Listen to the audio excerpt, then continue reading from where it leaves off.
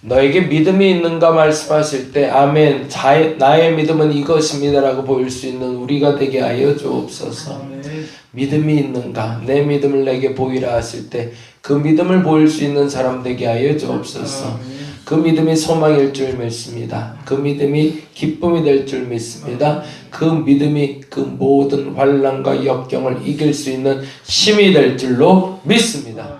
예수를 향한 확고한 믿음이 있게 하여 주시고 그 믿음이 심기어지는 날이 되게 하여 주시고 혹여 그 믿음이 흔들렸던 자가 있다면 견고해지게 하여 주시고 그 믿음을 분명히 갖고 있는 자가 있다면 그 믿음에 부합한 소망을 허락하여 주시옵소서.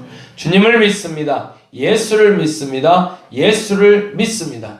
이 믿음이 분명하게 하여 주시옵소서. 감사합니다. 고마우신 예수님 이름으로 기도드렸습니다. 아멘. 아멘. 오늘은 사도행전 11장 말씀 보는 날입니다. 11장 19절에서 26절 보겠습니다. 11장 19절에서 26절까지.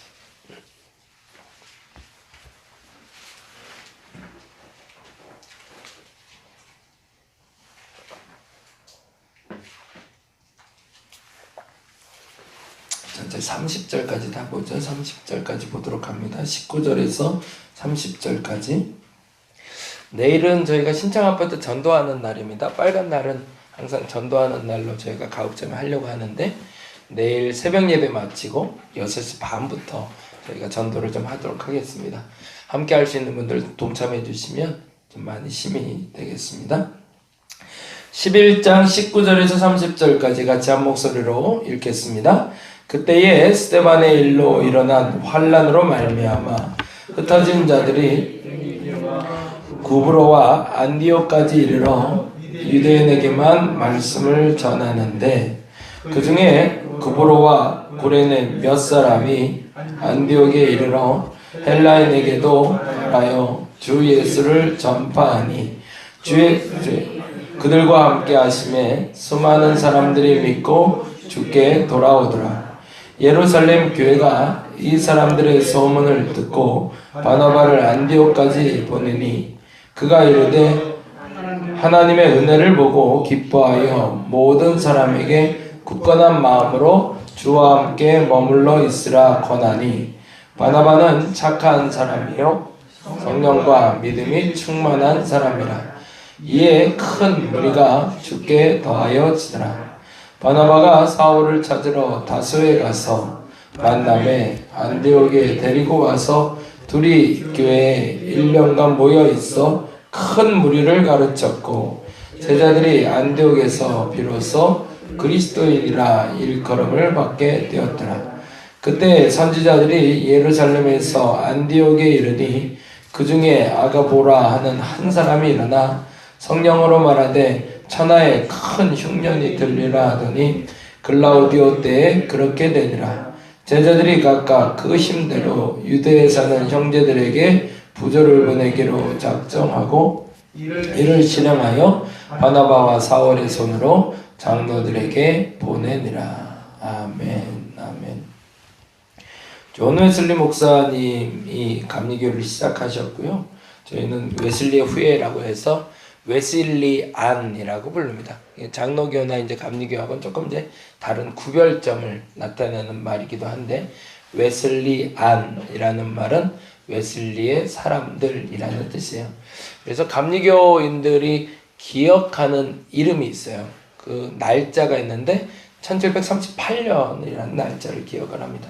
1738년 5월 24일 8시 45분 이라고까지 기억해요. 그래서 구원파에서도 그런 얘기들을 하는데 뭐 자기가 구원받은 날짜가 언제냐 뭐 이런 거 모르면 구원받는다 안 받는다 뭐 그런 얘기도 했다고 하는데 웨슬리 스스로는 매일 일기를 쓰던 분이셨어요. 그러다 보니까 본인이 하나님을 극적으로 만났던 한 날, 그날에 대한 기록을 남겼는데 그게 1738년 8월 5월 24일 8시 45분이 됩니다. 근데 그날도 중요하지만 사실은 웨슬리 목사님에게 중요한 날이 또 하나가 있는데 1744년 6월 25일이 됩니다. 누군가가 기록을 남긴다는 건 참 좋은 일 같아요. 그래서 그 기록 때문에 어떤 사건이 있었는지 알지만 어떻게 살아야 되는지를 보여주더라고요. 웨슬리 목사님이 38년에 회심했다는 사건 때문에 사람들이 사실은 그 회심 경험을 좀 유도하고 좀 확대하기 위해서 그날을 아주 집요하게 우리가 파기 시작했는데, 웨슬리 목사님의 일대기에서 가장 중요한 날은 사실은 내가 하나님을 만난 날보다 내가 했던 한 1744년의 일을 더 중요시 기억하고 있습니다. 그 이유를 약간 설명드리려고 그래요. 1738년에는 내가 1725년에 그 선교사로 조지아라는 곳에 갔다가 실패를 하고 돌아와요. 그래서 낙심해 있던 사회에서 하나님을 만났던 계기가 된 사건이라면, 1744년은 연합사건이 나타난 사건이고 감리교의 기준이 세워진 날이기 때문에 그렇습니다. 그래서 혹여 나중에 기억하실 때 1744년 6월 25일은 여러분이 좀 기억해 주시면, 아, 감리교 목사님한테 그런 얘기 들었는데 감리교는 그날이 중요하대 라고 얘기하면 다른 여느 감리교인들보다 조금 아는 척 할 수 있을 것 같아요. 그날이 뭐냐면 전국, 당시에 전국에서 모였던 감리교들의 최초의 연회 모임이 됩니다. 1744년 6월 25일 날 전 세계에 흩어져 있던 감리교도들이 모인 날이에요. 그리고 그때 모였던 일의 특별한 의미는, 당시에는 교회는 사제만이 교회였습니다. 그 무슨 말이냐면, 우리나라에도 천주교가 처음 먼저 들어왔거든요. 근데 천주교회가 시작된 건 사제가 들어왔을 때, 신부님이 들어왔을 때 시작이 돼요. 그 말은 두 가지의 의미가 있는데, 사제의 권위를 인정했다는 것도 되지만, 조금 조심스러운 표현이지만, 천주교에서 그때 당시에는 평신도들은 교회의 대상들이 아니었습니다. 교회의 일원이 될 수가 없었던 거예요. 그래서 사제만이 교회였어요. 사제만이 그리스도인이었다는 얘기입니다. 그래서 천주교에서 과거 그때까지만 해도 성만찬을 같이 나누질 않았어요. 왜? 그들은 교회의 일원이 아니고 관람자이기 때문에. 단지 사제들만 성찬을 참여할 수가 있었습니다. 그만큼 사제에 대한 우월성을 가지고 있던 시대였어요. 근데 재미난 건 1744년 6월 25일 날 웨슬리 목사님이 평신도 사역자들을 모두 초대합니다. 그래서 평신도 사역자들과 함께 연회를 개최하게 돼요. 그리고 그때 한 가지의 매우 중요한 일을 우리가 선포하게 되는데, 그게 감리교인의 사명이라는 겁니다. 우리는 감리교인으로서 무엇을 믿으며 어떻게 살 것인가를 그때 선포하게 돼요. 근데 그 선포가 뭐였냐면, 첫째는 국가와 사회의 개혁. 우리 감리교인들이 모인 이유는 국가를 개혁하고 사회를 개혁하기 위함이다.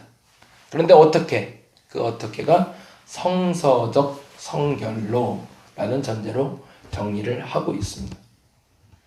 이 말을 드리는 이유는, 감리교인으로 부름받았을 때의 그 기준은 나 홀로 구원받는 데 목적이 있지 않다라고 선포한 거예요. 나 혼자 구원받고 복받는 것이 목적이 아니라 국가와 사회의 일원으로서 국가와 사회에 꼭 필요한 사람. 근데 이 개혁이라는 단어가 이제 사람들에게 좀 불편한 단어가 되기도 하는데, 이 개혁이라는 단어는 사실 어떤 전복 세력이 되던가 구테타를 일으키던가 이런 단어가 아니라 조금 다른 의도로 해석이 됐어요. 그 의도는 뭐냐면, 당시 아까 말씀드린 대로 영국은 성공회라는 한 교파에 소속되어 있어요. 태어나면서 성공의 사람들이에요. 근데 재미난 일이 벌어졌어요. 18세기에 산업혁명이 일어났잖아요. 그러면서 사람들이 어디로 몰려왔을까요? 시골에 있던 사람들이 도시로 몰려오기 시작하는 거예요. 근데 지금도 천주교는 교구제가 남아있어서 마북동에 살다가 인천으로 이사가면 교적을 옮겨야 됩니다. 원래는 그게 정상인 거죠. 원래 교회에서 교회를 옮기게 되면 교적부를 옮기게 돼 있는데, 이제 개신교에서는 그 문화가 많이 깨져서 지금 누가 들어온지 누가 나가는지 잘 모르는데요. 과거의 천주교에서도 마찬가지고 지금 천주교도 항상 그 지역에 벗어난 사람은 다른 교구로 편입이 될 수 있도록 연결을 시켜주게 되어 있습니다. 근데 지금은 컴퓨터 작업, 전선 작업이 잘 돼 있어서 뭐 이사 갔다 그러면 주소록이 바로 옮겨지잖아요. 그래서 그렇게 옮겨질 수 있었는데 과거에는 그게 어려웠던 거죠. 그러니까 이쪽에 살던 사람이 이쪽으로 오는 것뿐만 아니라 과거 시골에 사는 사람들이 막 도시로 몰려오기 시작하니까 도시로 몰려오는 그 사람들을 수용하는 교회들이 커지기 시작했죠. 근데 문제가 발생했어요. 그렇게 급격히 몰려오는 사람들을 수용하는 교회들의 교적 정리가 안 되기 시작하는 거죠. 그럼 누구를 우선적으로 할까요? 교적 정리를. 돈 많은 사람일까요? 돈 없는 사람일까요? 아무래도 돈 많은 사람들이 빠르겠죠. 좀 지위가 있는 사람들은 눈에 자꾸 띄니까 그 사람들 교적은 잘 옮겨지는 거예요. 근데 교적이 안 옮겨지는 사람들이 있어요. 누굴까요? 노동자들, 어려운 사람들. 그 사람들은 버려지는 겁니다. 소위 말해서 사제들의 관리하에 그들이 신앙생활을 보존받지 못했던 거예요. 웨슬리 목사님이 했던 단어 중에 아주 중요한 단어가 하나 있어요. 세계는 우리 교구다라는 단어를 써요. 세계는 우리 교구다. 이 단어가 그때 사용된 언어였습니다. 무슨 말이냐면 사람들이 교적에 들어오지 못해서 소외되기 시작했고 과부와 고아들이 버림받기 시작하니까 최소한 내 눈에 띄는 모든 교인은 그 사람이 마법교회를 다니던 다리목교회를 다니던 상관없이 그 교인이 우리 교회 안에 들어온 한 그 사람은 내가 책임진다라는 겁니다. 옛날에 최 부장님 얘기하는 것처럼 심리 안에 우리 집 심리 안에 있는 사람들을 굶어 죽지 못하게 하라고 얘기했던 것처럼 웨슬리 목사님의 사명이라고 선포했던 사회적 국가적 개혁은 단지 사회를 전복하고 어떤 변화를 가져오자는 것이 아니라 가난한 자와 눌린 자들에게 진짜 복음이 무엇인지를 가리킬 수 있는 교회가 되는데 목적이 있었다는 겁니다. 근데 그 기준점이 뭐냐? 그게 성서적 성결이었다는 거예요. 성서적 성결이란 말의 다른 표현은 우리가 너무 잘 아는 하나님을 극진히 사랑하고 이웃을 극진히 사랑하는 것, 그 마음을 가진 자가 되는 것을 말하고 있습니다. 다시 한번 언제 정리해 드릴 필요가 있을 것 같은데 각 교파마다 특징이 있고 사명이 있고 규칙이 있습니다. 그 규칙에 대해서 감리교는 그렇구나 라고 좀 이해하고 계시고 근데 조금 더 조심스럽지만 우리 모든 그리스도인들이 그렇게 살아야 되지 않을까. 단지 나만 구원받고 내가 복받고 내가 은혜 받는 걸로 끝나는 것이 아니라 그 다음 과정이 무엇인지를 보는 그 눈이 열린 그리스도인이 되어야 되지 않을까 그 생각을 해봅니다. 왜냐하면 오늘 본문의 얘기가 그 얘기를 하고 있기 때문에 그렇습니다. 한번 볼까요? 19절 보겠습니다. 같이 읽어보겠습니다. 19절 같이 읽겠습니다. 시작. 그때에 스데반의 일로 일어난 환란으로 거기다 줄을 좀 쳐놓죠. 그때에 스데반의 일로 일어난 환란. 누가 당한 환란일까요?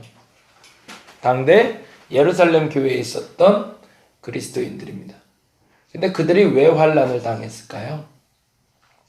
유추해보건대 스데반의 설교를 잘못해서라고 사람들 생각하지만 사실은 그 전으로 우린 돌아가야 됩니다. 그 전에 뭐죠? 스데반이 왜 세워졌는가? 예루살렘 교회 과부들이 공개를 받는 데 있어서 불평이 나타난 거죠.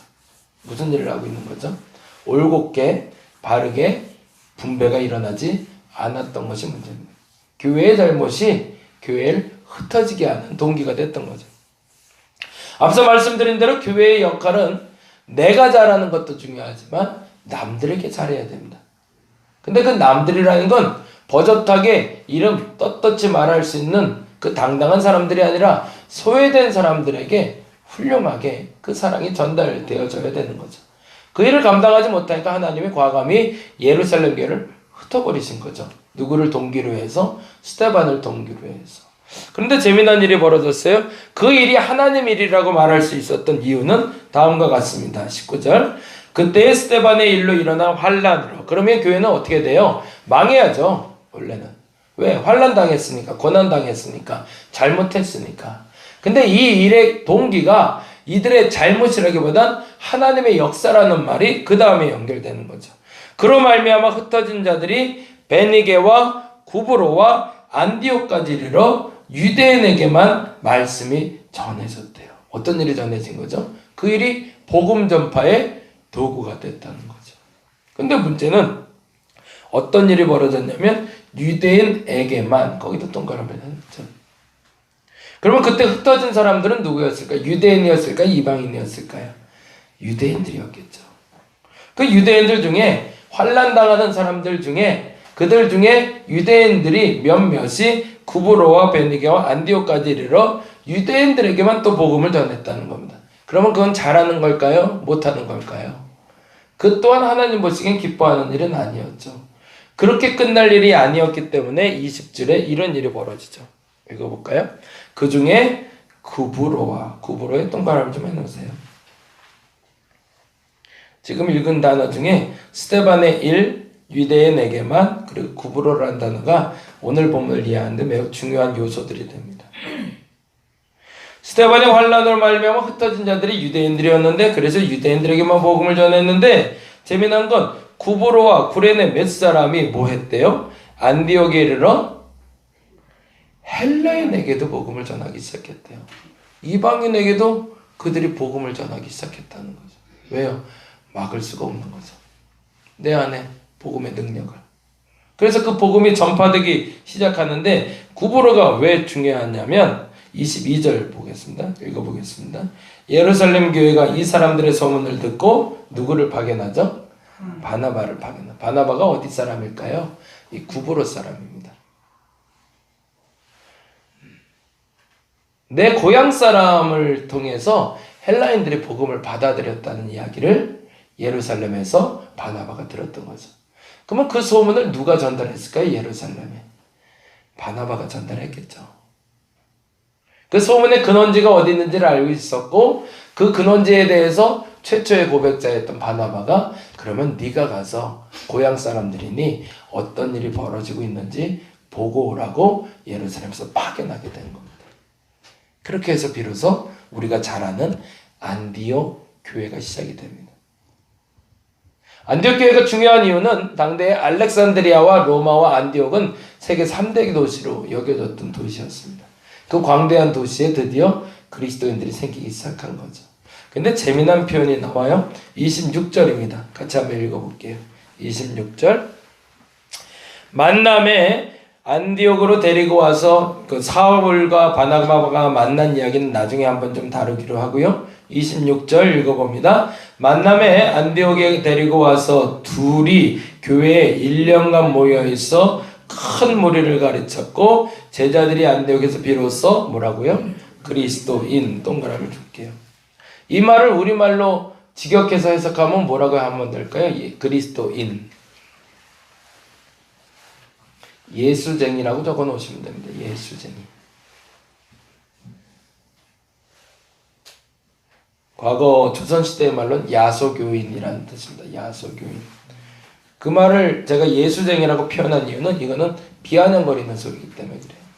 당시에 안디옥 교인들이 그리스도인이라 인칭을 받았던 건 존경받는, 칭송받는 소리가 아니었어.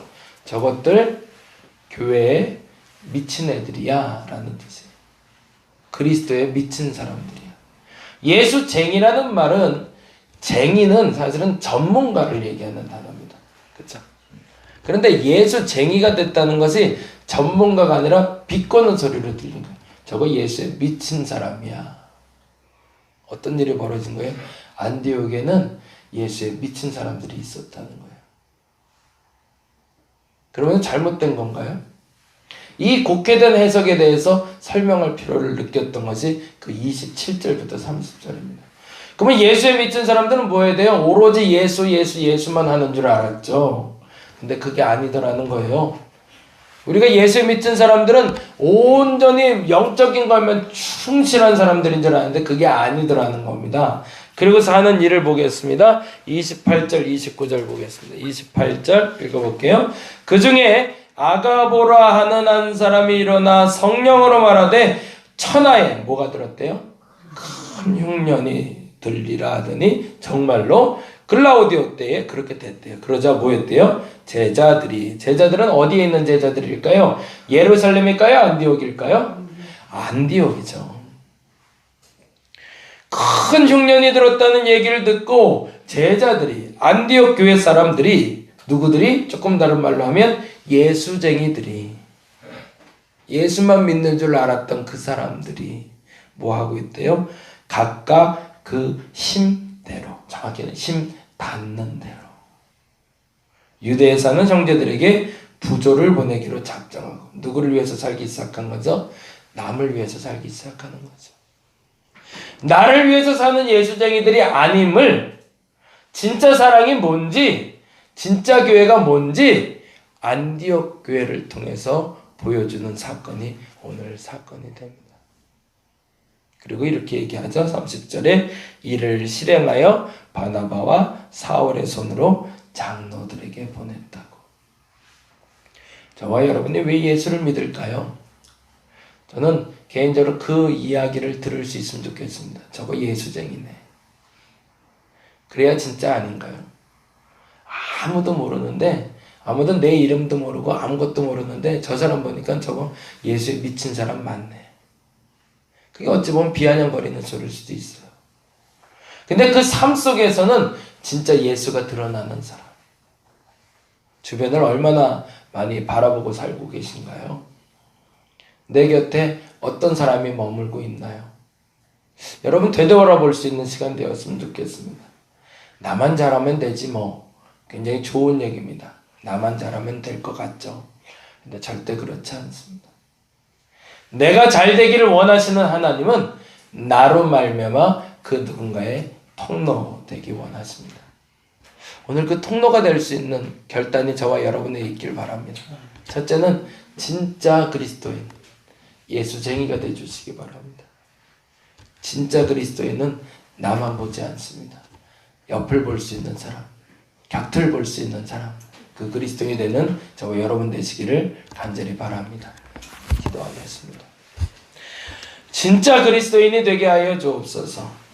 여기를 보고 저기를 봐도 하나님의 사람들이 보이는 사람들, 예수쟁이라는 소리 한번 들어보게 하여 주옵소서. 저 사람 진짜 예수쟁이네. 저 사람 예수밖에 몰라.